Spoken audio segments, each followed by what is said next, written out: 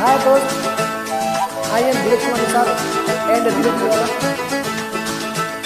अखिया लड़ल बाजब से दिल में करार नइखे।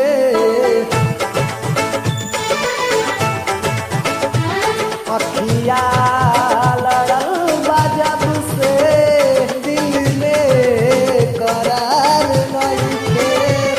अखिया लड़ल बाजब से दिल में करार नइखे। हम कैसे के कही हमके तोहरा से प्यार नइखे। हम कैसे कही तोहरा से हमरा के प्यार नइखे।